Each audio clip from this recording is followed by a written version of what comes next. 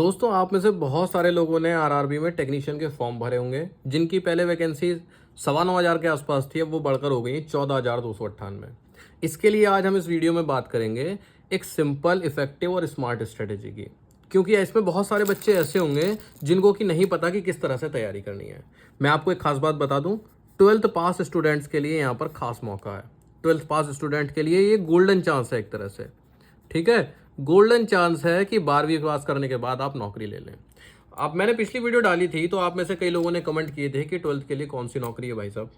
ठीक है, तो अगर आप देखेंगे सरकारी रिजल्ट पर जाकर उसकी सिंपल सी डिटेल्स पढ़ेंगे तो आप उसमें देखेंगे कि जो सबसे पहले नंबर की पोस्ट है, जिसका नाम है टेक्नीशियन ग्रेड 3 टेली कम्युनिकेशन।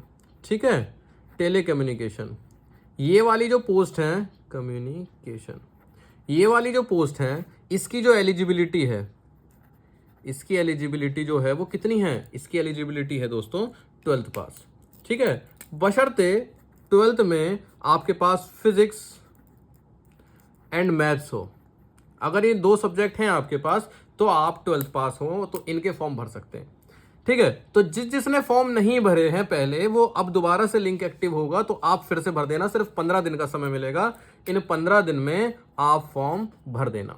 ठीक है, तो अब 12वीं पास जब बच्चे भर सकते हैं इस फॉर्म को, तो एक बात समझ लेना कि बहुत सारे फॉर्म बढ़ जाएंगे, जिस वजह से इस पोस्ट की जो कट ऑफ है वो भी थोड़ी सी हाई जा सकती है। उतनी हाई नहीं जाएगी, पर मेरी उम्मीद है कि अगर ज़्यादा लोगों ने फॉर्म भर दिए तो 75 प्लस जाएगी, जबकि बाकी पोस्ट की 70 से बिलो जाएगी।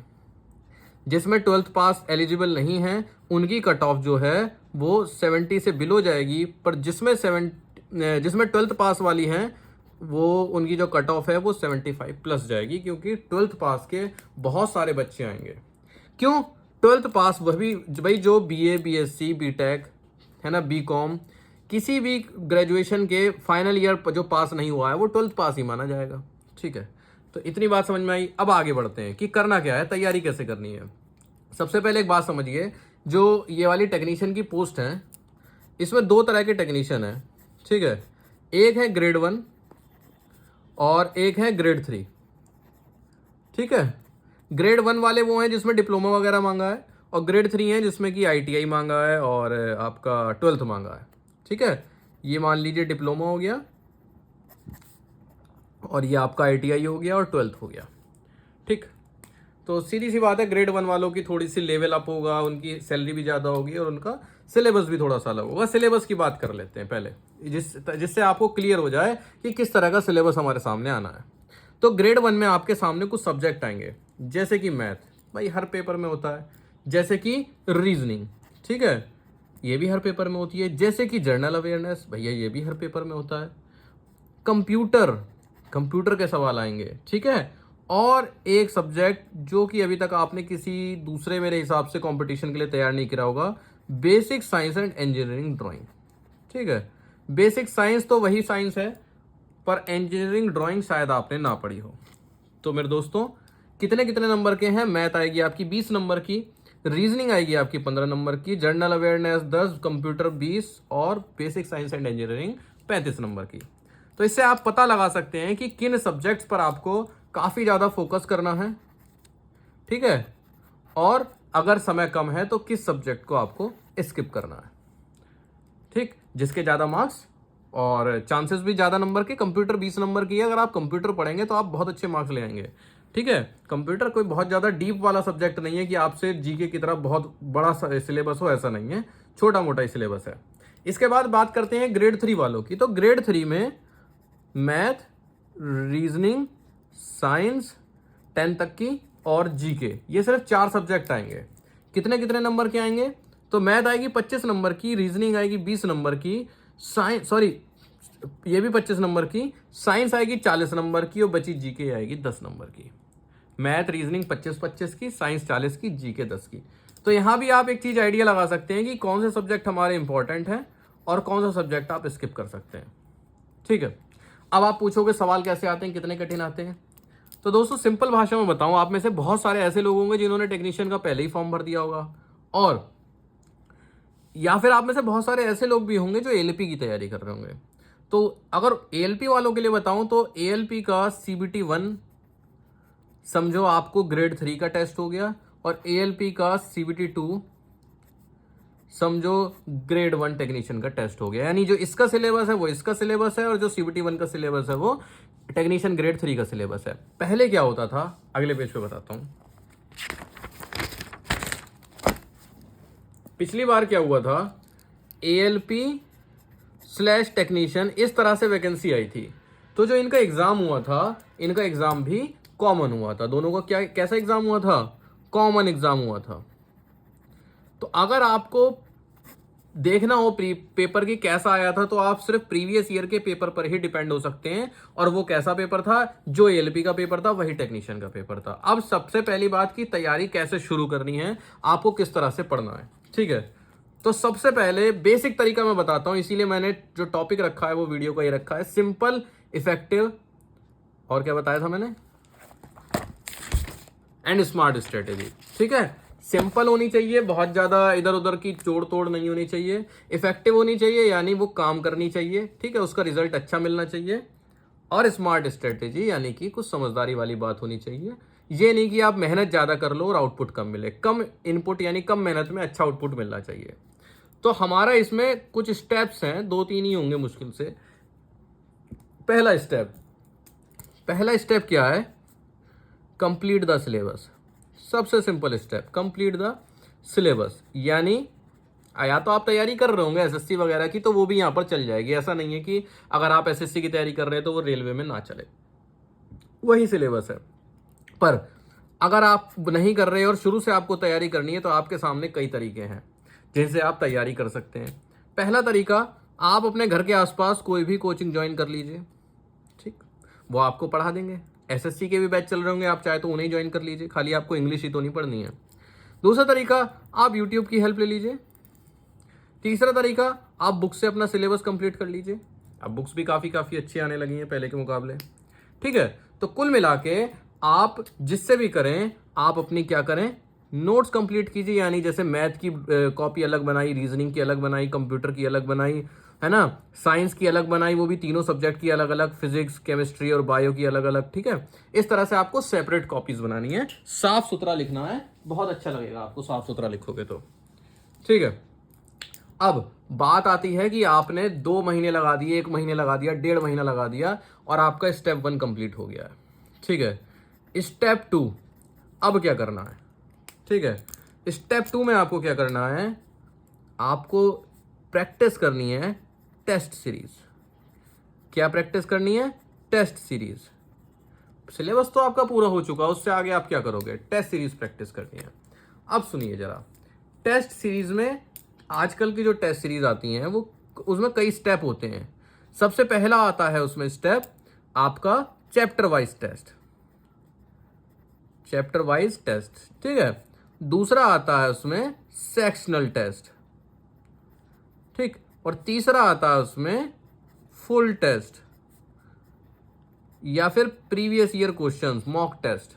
अब क्या होगा, चैप्टर वाइज टेस्ट में क्या होगा, आपके हर सब्जेक्ट के हर चैप्टर के कुछ सवाल होंगे। जैसे मान लीजिए आपने मैथ पढ़ रहे हो और आपने देखा कि मैथ में मेरा जो चैप्टर है वो LCM HCF आपने करा, तो उस जो टॉपिक होगा उसमें सिर्फ LCM और HCF के ही सवाल होंगे।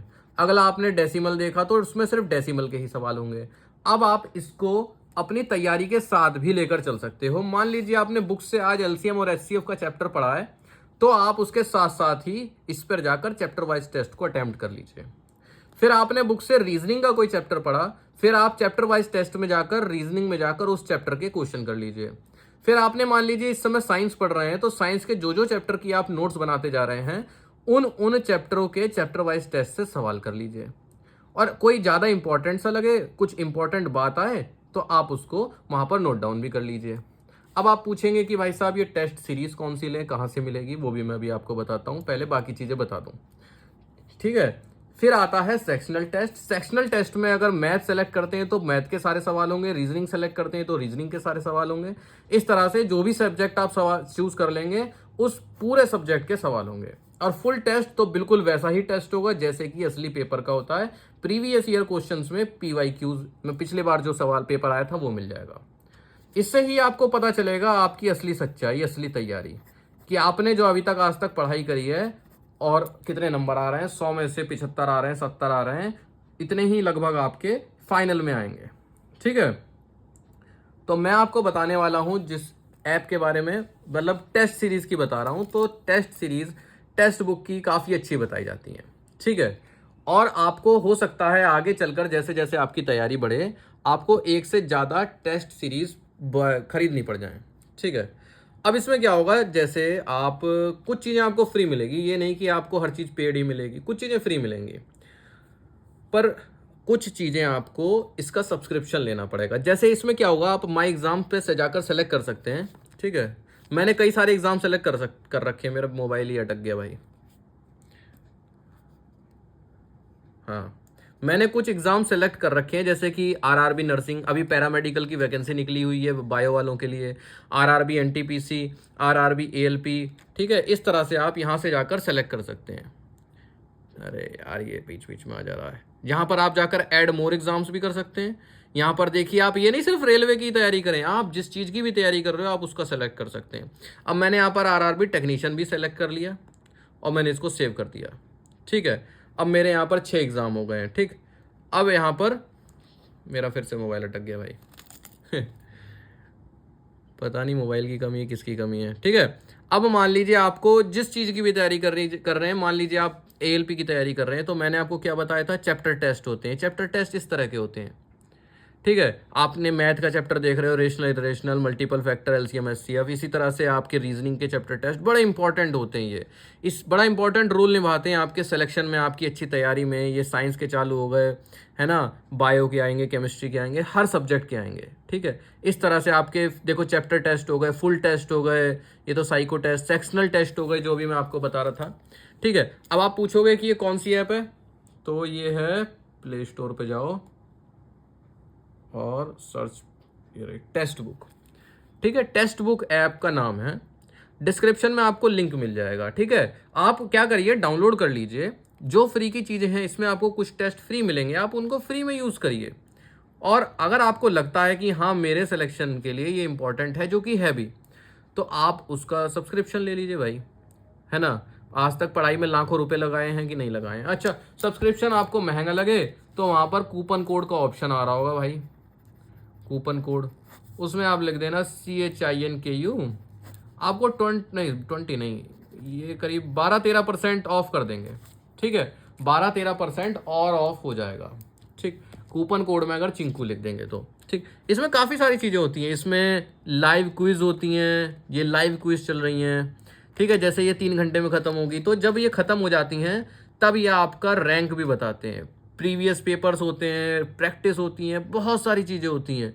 आप अगर इसको खोलेंगे तो आप कहेंगे यार मैं कितना पीछे हो रहा हूँ। मेरे अटेम्प्टेड टेस्ट दिखाएगा। ठीक है, ये देखो ये क्या दिखा रहा है, वीक एरियाज दिखाएगा। ठीक, ये आपके स्ट्रॉन्ग एरियाज दिखाएगा। ठीक है, सारी चीज़ें दिखाएगा। आपने जो टेस्ट अटेम्प्ट करोगे ना उस हिसाब से बताएगा। ये एनालिसिस बहुत ज़रूरी होता है। पहली चीज़ तो आप ये समझ लीजिए, आपके वीक एरियाज जो आपको खुद फाइंड करने हैं वो ये वीक फाइंड करके देगा। जब आप काफ़ी सारे ये टेस्ट अटेम्प्ट कर लोगे तो ये आपको बताएगा कि आपके कुछ वीक एरियाज हैं। वीक एरियाज में कुछ इस तरह से बता सकता है कि आपके मैथ कमज़ोर है, पूरा पूरा ये भी बता सकता है। या फिर आपको चैप्टर्स निकाल के दे देगा कि आपका क्यूब रूट कमज़ोर है, क्योंकि हर पेपर में जब भी क्यूब रूट का सवाल आ रहा है तो आप कर ही नहीं पा रहे होगे।